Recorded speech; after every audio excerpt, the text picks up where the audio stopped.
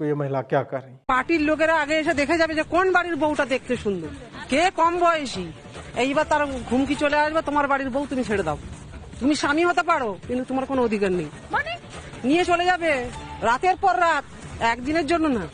যতক্ষণ তাদের না মন ভরবে ততক্ষণ তোমার কিন্তু রেহাই নেই। कैसे आई ये बात चर्चा में? बात चर्चा में तब आई जब महिलाओं का एक पूरा समूह संदेश खाली से उठता है, हाथ में डंडे लिए, झाड़ू लिए। ये उत्तम सरदार और जो मूलतः कोई नूर मोहम्मद या इस तरह से उसका कुछ नाम है, वो हो गया शेख शाहजहां का जो राइट हैंड एक तरह से माना जाता है, उनको लेकर के ये लोग उठे कि ये लोग हमारी बहू बेटियों को खींचते हैं हर रात और अब हम पक गए हैं, अब इनके ऑफिस पे हमला करेंगे, इनको जो है पुलिस पकड़ के ले जाए। वहाँ से उठता है, कोई चर्चा नहीं कर रहा था सोशल मीडिया पे, मतलब एकदम डेड साइलेंस आप कह सकते हैं कि था। वर्नेकुलर मीडिया में भी उस तरह से नहीं था, क्योंकि ममता बनर्जी का प्रभाव जो है वहाँ की मीडिया पर देख सकते हैं। इनफैक्ट राष्ट्रीय मीडिया तक में ममता बनर्जी का प्रभाव रहता है। वो आपको इस तरह की जघन्य अपराधों की श्रृंखला और सतत श्रृंखला लगातार लंबे समय से चल रहे, उसकी कोई रिपोर्टिंग नहीं होती। स्मृति ईरानी ने प्रेस कॉन्फ्रेंस किया, जिसके कुछ क्लिप्स जो है मैंने आरंभ में चलाए थे। वो सब होने के बाद ये चर्चा में आया और तब पता चला। फिर एक दीप तस्या करके हैंडल है, उन्होंने लिखना आरंभ किया, फिर हम लोगों ने उसको एम्पलीफाई किया, उस पर लिखना चालू किया कि किस तरह से ये बांग्लादेशी मुसलमान हैं, उधर से आए हैं, बसे हैं और धीरे धीरे करके उन्होंने जो मूल निवासी हैं वहाँ के, जो एससी और एसटी दलित समाज से आते हैं, वहाँ के लोगों का हिंदुत्व छीन लिया गया। आज से नहीं, 30-40 साल से ये चल रहा है। उनको पूजा पाठ करने से पहले टैक्स मनी देना पड़ता था। आपको व्यापार करना है, कट मनी देना, आपको दुकान चलाना है तो आप उतने ही लोगों को बेचोगे जितने को हम कहेंगे। सामान आप जो है रिटेल में बेचने के लिए लाएंगे तो उसका कट मनी आपको देना पड़ेगा। नदी क्रॉस करना है, उसका हर चीज़ पे ये था कि हिंदुओं का जीना दुभर था। धीरे धीरे करके इन्होंने ज़मीन कब्जाई, हथियाया। एक तो गूगल इमेज भी है जिसमें दिख रहा है कि वो कैसे जंगल का ज़मीन था, उसको शाहजहां ने पूरा उसमें कंस्ट्रक्शन और ये सब किया हुआ है। और एक शाहजहां नहीं है, कई शाहजहां हैं। जब फिर छोटी बच्चियों के रेप की बातें आने लगी, उसके बाद फिर वहाँ चाइल्ड ट्रैफिकिंग में बहुत ही आगे है वो क्षेत्र, और उसको जो है सेंट्रल गवर्नमेंट ने, अब सोचिए कौन लोग वहाँ बैठे हुए थे, शेख शाहजहां जहाँ प्रमुख था, पंचायत प्रमुख या मुखिया था संभवतः, उस गांव को जहाँ से बच्चियों की ट्रैफिकिंग होती है उसको जो है best village for child safety या इस तरह का अवार्ड दिया उसको। ये सब करके वो चर्चा में आया। फिर महिलाओं का विद्रोह हुआ और फिर जो है उसको सोशल मीडिया ने पिक किया, फिर जो है मेन स्ट्रीम मीडिया ने पिक किया। अब चुनाव के समय में गेम बदलता हुआ दिख रहा है।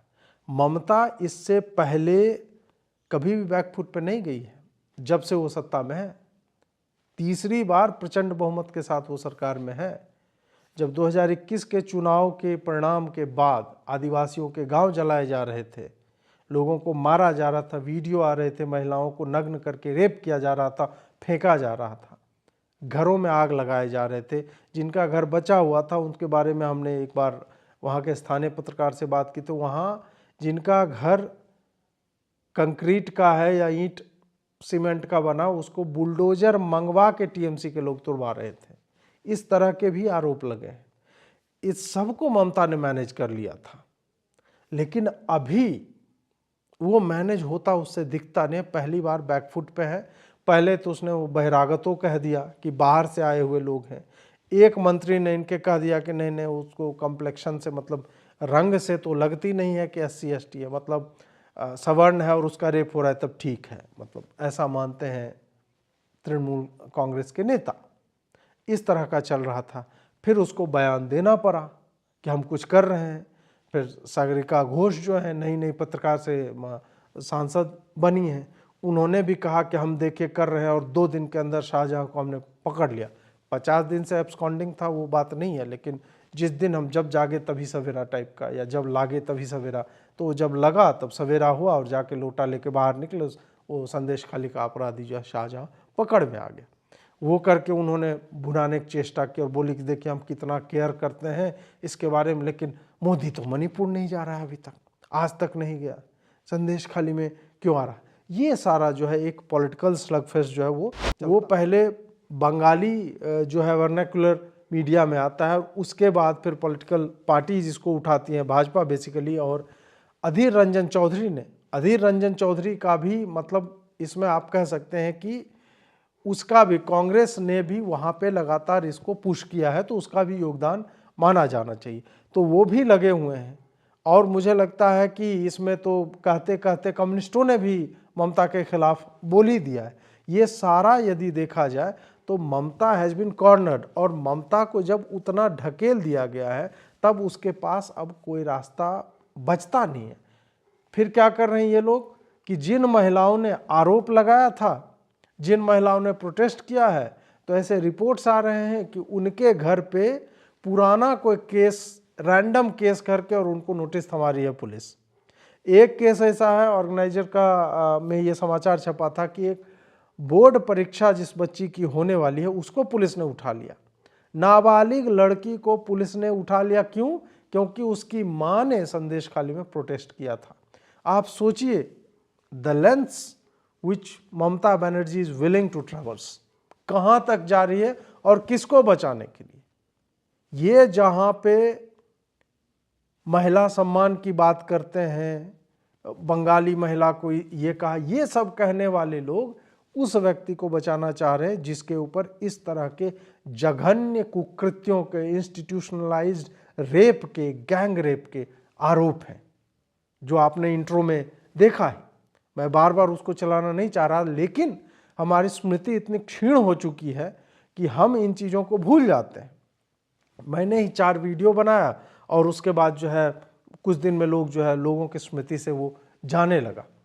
नरेंद्र मोदी आए, उन्होंने भी फिर जाकर के इन बातों पे बोला, तो फिर वापस ये जो है न्यूज़ साइकिल में बना हुआ है। इनके नेताओं के वीडियो आ रहे हैं सामने। एक नेता शिशिर मंडल करके है, वो 23 साल की एक लड़की को बोल रहा है कि फलाने लॉज में आओ, तुम्हारे साथ सेक्स करेंगे, उसके बाद हम तय करेंगे तुमको जॉब वॉब मिलेगा कि नहीं।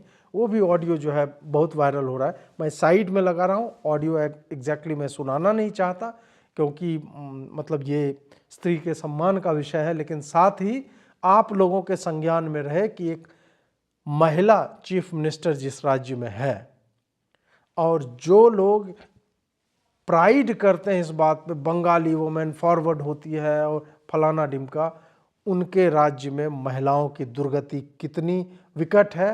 रूलिंग पार्टी एक के बाद एक, उनके वीडियो जैसे ऐसे आते रहे, मतलब कहीं पे ये प्रलोभन दिया जा रहा है, कहीं सताया जा रहा है, मारा जा रहा है, दुकान बंद करवा देंगे, तुम्हें हाथ पैर काट लेंगे, इस तरह की बातें वहाँ पे चल रही है।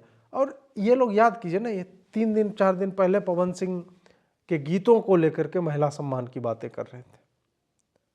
पवन सिंह भोजपुरी सिंगर है, ठीक है, भोजपुरी के कुछ गीतों में अश्लीलता होती है, कुछ लोग अपनी अनभिज्ञता में भोजपुरी भाषा को ही अश्लील मान लेते हैं। वो ये नहीं जानते हैं कि हर भाषा में जो भी क्षेत्रीय भाषा के लोकगीत होते हैं, आप जा कर के देखिए, क्षेत्रीय भाषा के गीतों में अश्लीलता रहती ही है, उससे कोई भी भाषा अछूत नहीं है, हर जगह है। लेकिन इन्होंने आसनसोल से पवन सिंह को टिकट दिया गया तो बवाल काटा, और दिन भर के भीतर में पवन सिंह ने नॉमिनेशन जो है अपना मतलब अपनी प्रत्याशी जो थे वो वापस ले लिया कि मुझे नहीं लड़ना है। ये लोग पवन सिंह को वीडियो में जो आप कह सकते हैं कि ऑब्जेक्टिफाई कर रहा है वुमेन को, उस पे, लेकिन जहां पे महिलाएं खुद वीडियो में आके कह रही हैं, सुन लीजिए रिपब्लिक बांग्ला क्या कर रही। পার্টির লোকেরা আগে এসে দেখে যাবে যে কোন বাড়ির বউটা দেখতে সুন্দর, কে কম বয়সী। এইবার তার ঘুমকি চলে আসবে, তোমার বাড়ির বউ তুমি ছেড়ে দাও, তুমি স্বামী হতে পারো কিন্তু তোমার কোনো অধিকার নেই, মানে নিয়ে চলে যাবে রাতের পর রাত, একদিনের জন্য না, যতক্ষণ তাদের না মন ভরবে ততক্ষণ তোমার কিন্তু রেহাই নেই। रूप से बता रही हैं कि बोला जाता था कि कम वय मतलब कम आयु की लड़की है, ये 16 साल की, इसको भेज देना पार्टी ऑफिस में। 1 दिन रखेगा, 2 दिन रखेगा, 3 दिन रखेगा, कुछ नहीं। मैंने एक बार 22 वीडियो को लेकर के एक बनाया था वीडियो, उसके हॉरर स्टोरीज के ऊपर, वो भी जा कर के आप देख लीजिएगा। संदेश खाली से जुड़ा हुआ सारा वीडियो जो है मैंने जो बनाया है वो आप देखिए, ताकि आपकी संवेदना जगे, आपको लगे कि इस देश में चल क्या रहा है जहाँ महिला चीफ मिनिस्टर है। मैं डिस्क्रिप्शन में उनके लिंक्स जो है डाल दूंगा। थोड़ा सा